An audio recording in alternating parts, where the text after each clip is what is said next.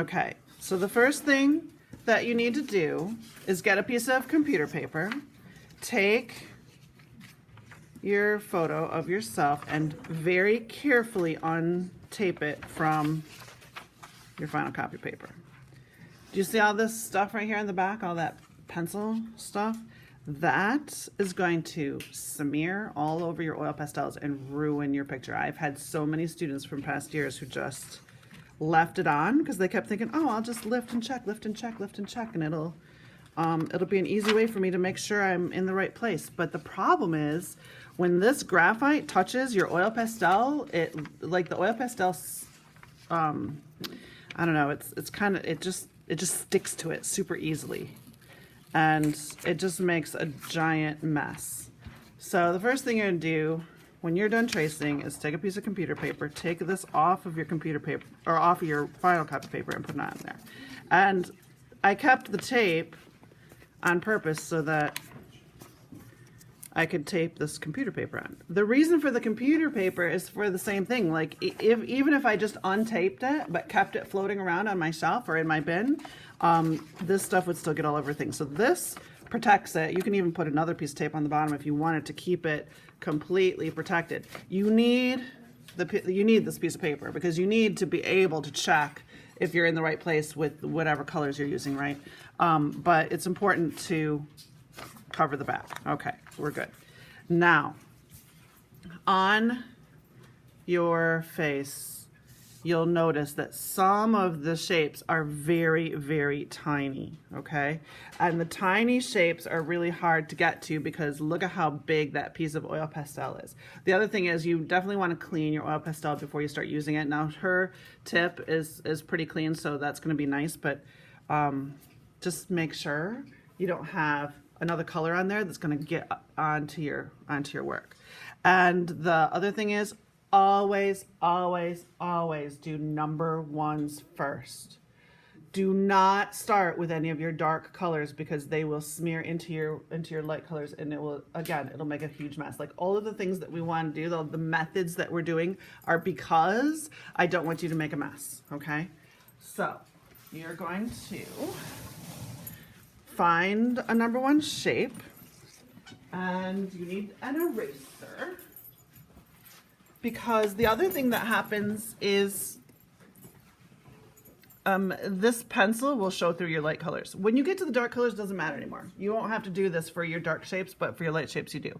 So I'm going to take this number one because it's really easy. It's right there. Double check always on your face to make sure that it is really a number one. And then take your eraser, erase the number one that's in there, and lightly erase the outline too. Because the outline actually will smear into that too. On the screen, it looks like you can't really see it anymore at all, but on the paper, I can still I can see the borders of that shape still. Make sure you can still see it. You want to be able to know where to put the color, okay?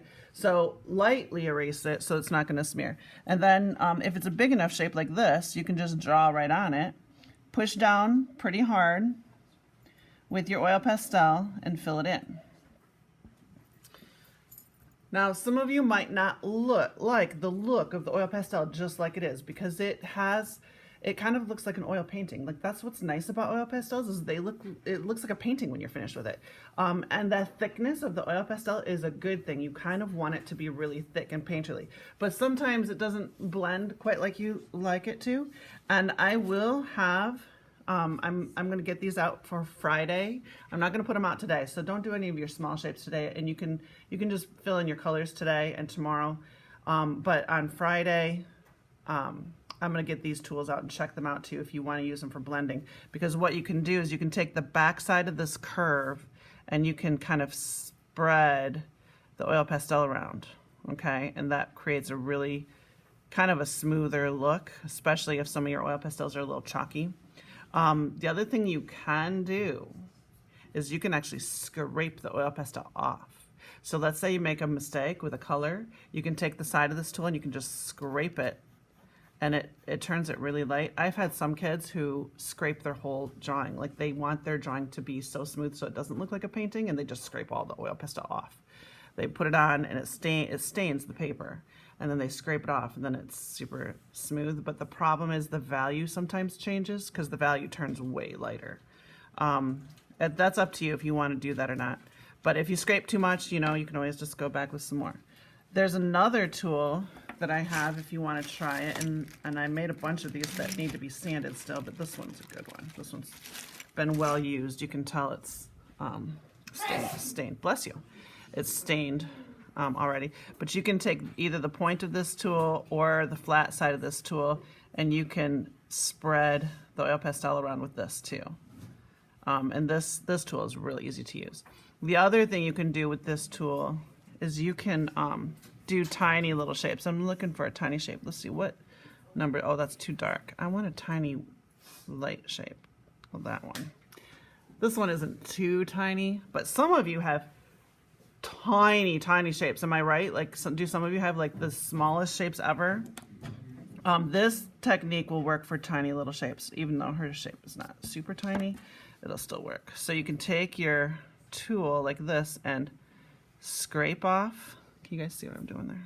Scrape off some oil pastel. Do you see how I'm getting a little bit on the tip of this tool?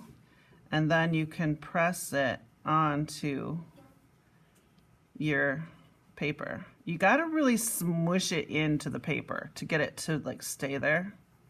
And you may have to do that a little bit.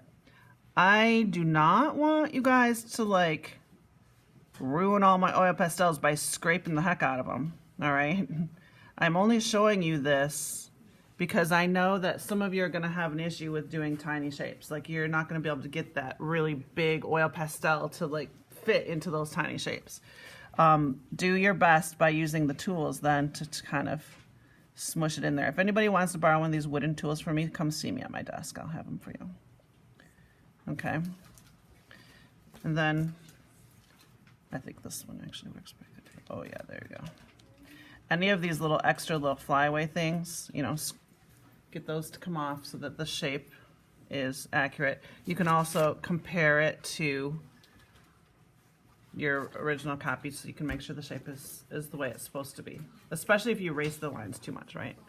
And there you go. That's how you do it. Always do your ones first. Do all of your number one values first, then do your number twos, then do your number threes. It must go in order like that in order for you to achieve a really nice looking work of art.